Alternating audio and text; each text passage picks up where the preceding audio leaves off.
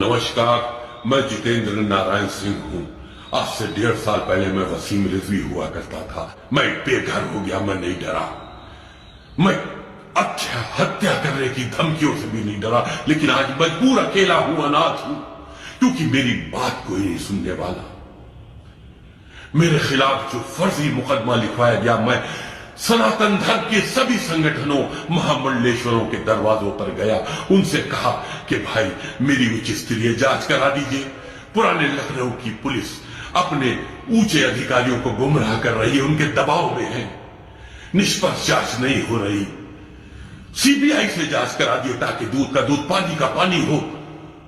उन मुल्लाओं को भी बेनकाब किया जाए जो सनातन धर्म के लोगों के खिलाफ नाजायज साजिश करते हैं।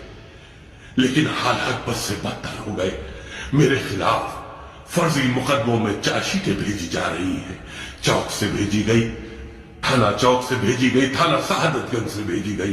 अब तो मुझ पे गैर जमानती वारंट लेकर मेरे घरों की कुर्की की नौबत आ गई है। मैंने बहुत दुखी मन से देश के राष्ट्रपति महोदया से अपील की है, इच्छा मृत्यु के लिए पत्र लिखा है कि मुझे अनुमति दी जाए, क्योंकि मैं बहुत डिप्रेशन में हूं। रोज एक कदम अपनी सुसाइड की तरफ बढ़ रहा हूं। मैं अकेला हूं, मेरी आवाज कोई पहुंचाने वाला नहीं। सबने कहा, आश्वासन दिया कि आदरणीय मुख्यमंत्री जी से बात करूंगा, लेकिन उन तक मेरी बात पहुंची नहीं, क्योंकि वो न्याय का देवता है। अगर उन तक मेरी बात पहुंचती तो आज मेरा हाल ये ना होता, मुझको भी न्याय मिलता। मैं मजबूर हूं, मेरी मदद की। इस्लाम में अली भाई मुर्तद को कत्ल करना वाजिब क्यों है? हर किसी ने अपने अमाल का जवाब खुद देना है और इख्तियार साहब को हासिल होना चाहिए कि वो इनकार करें या इकरार करें। अगर इस मुर्तद का जो कत्ल है, क्या ये भी इंसानियत के कत्ल में शुमार होगा? देखिए, मुर्तद के कत्ल वाला मामला इतना आसान नहीं है।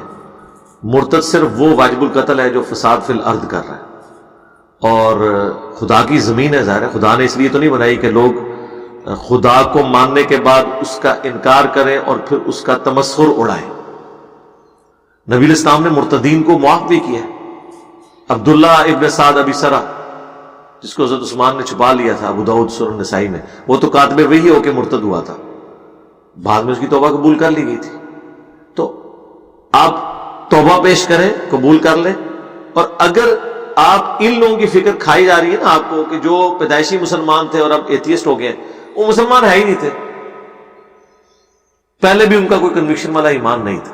वो जो कहा गया ना बुखारी में जो हदीस है कि इंसान जो है वो नेचर के ऊपर पैदा होता है, उसके माँ बाप उसे यहूदी या नसरानी या मजूसी बना देते हैं, वो तो शऊर की उम्र तक पहुंचने तक है ना। उससे पहले बचपन में तो मुसलमान ही है। अब शऊर की उम्र पर पहुंचा, उसकी मर्जी वो हिंदू हो जाए, मुसलमान हो जाए, हम उसे कोई नहीं मना करते, जाए मर जाए।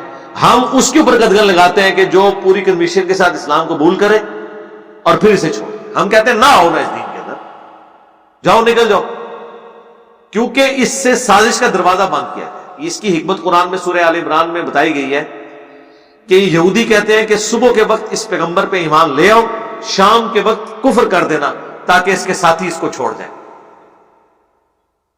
तो इस्लाम के साथ बेसिकली गद्दारी है, और इस गद्दारी का नुकसान इस्लाम को होता है।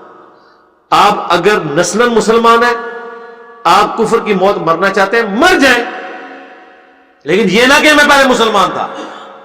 आप मुसलमान कभी भी नहीं थे। इवन आप नमाज ही पढ़ते थे, आप मुसलमान नहीं थे जब तक कि आपने कन्विक्शन के साथ इस्लाम को कबूल नहीं किया।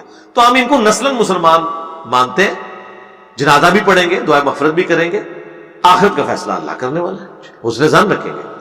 ये जितने आपको लोग नजर आ रहे हैं, इन्होंने कौन सा यार मतलब दूसरों की बातें सुन लेते हैं, इस्लाम खुद स्टडी नहीं किया होता, कुरान तक नहीं पढ़ा हुआ, और कहते हैं मैं तहकीक की थी, मैं मुल्लिद हो गया। झूठ बोल रहे हैं।